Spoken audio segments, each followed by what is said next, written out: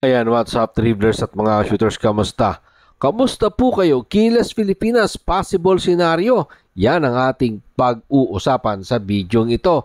At inamin naman ni Gilas Pilipinas Center, AJ Edu, ang dahilan ng kanilang pagkatalo kontra sa Chinese Taipei. Tara, pag-usapan talakayin po natin yan sa bidyong ito. Matapos po ako maglambing sa inyo ng isang like, share, comment down below, and don't forget to subscribe and hit that notification bell button para lagi po tayong updated sa ating pong mga video at lahat po ng ating shoutout ay nasa dulong bahagi lang po ng bidyong ito.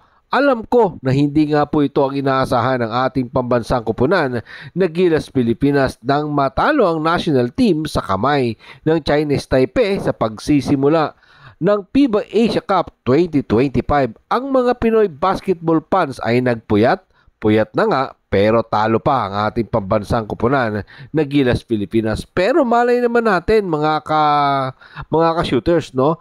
Etong kanilang pagkatalo ay maging daan para sa gintong medalya na ating hinahangad nating lahat na mga fans. Pero mas magiging mahirap naman ang daan ng ating Gilas Pilipinas kasi imagine mga shooters, ang world number 22 na New Zealand ng kanilang susunod na makakalaban. Ito ngayon ang possible scenario para sa ating national team bago ang kanilang laban kontra sa New Zealand.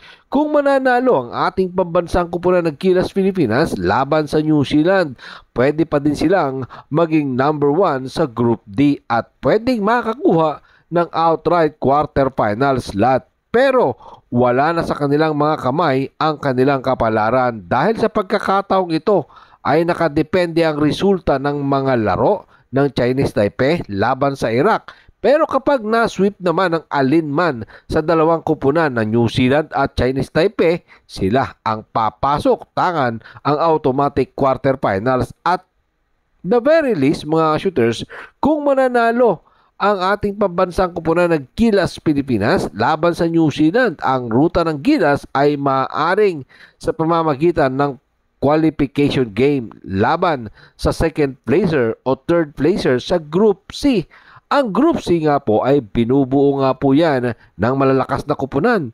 Nandyan po ang China pero tinalo na rin po natin yan ang Jordan at tinalo naman natin sa nakaraang tune-up game India at ang Saudi Arabia. Habang ginagawa po natin ang bidyong ito, nasa unahan pa din ang team standing sa Group C ang China at ang Jordan. Pero isa pang pagkatalo ng Gilas Pilipinas, mawawala na sa kanilang pag-asang makuha ang number 1 spot ng Group D. Pero meron pa rin pagkakataon na makapasok sa quarterfinals ang ating pambansang kupunan sa pamamagitan ng knockout qualification game. Pero kung talagang mamalasin at matatalo ang ating pambansang kupunan, dito nga po sa kamay ng New Zealand, haharapin pa din ng Gilas Pilipinas ang Iraq sa isa pang must win para makapasok sa qualification game.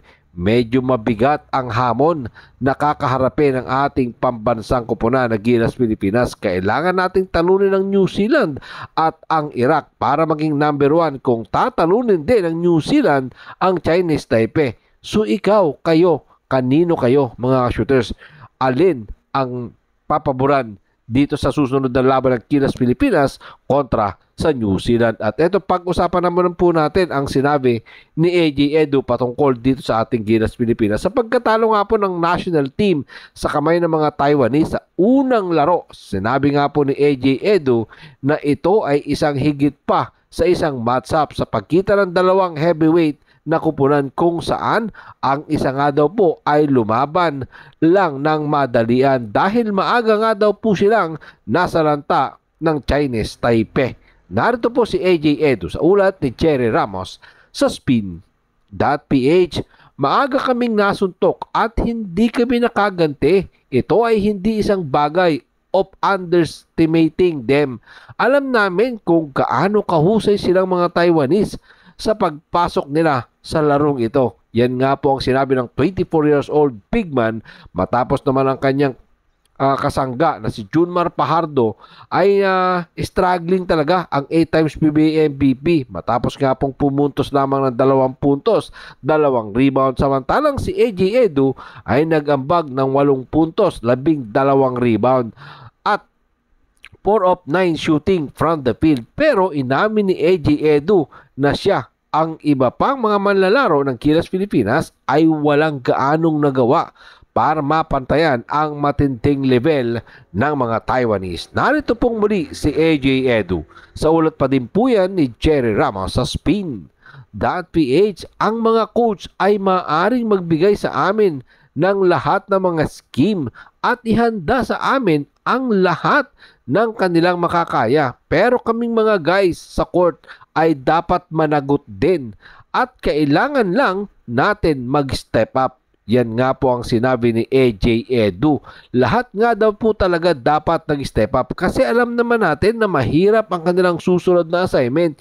Yan nga po yung tall block ng New Zealand na galing sa isang magandang panalo laban sa Iraq, 110-78, isang demolition job.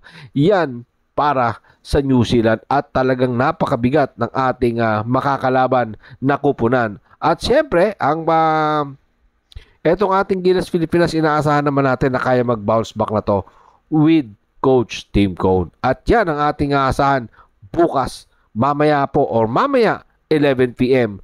Mapapanood po yan ng live sa One Sports at One Sports Plus at sa Pilipinas Live. Maraming salamat po sa inyong panonood. Naman po ang inyong maging opinion. Pag-uusapan po natin yan dyan sa comment section. Ingat and God bless everyone. Adjourn. Pero katulad po ng ating nakagawian, bago po natin tapusin ang ating video, shoutout po kina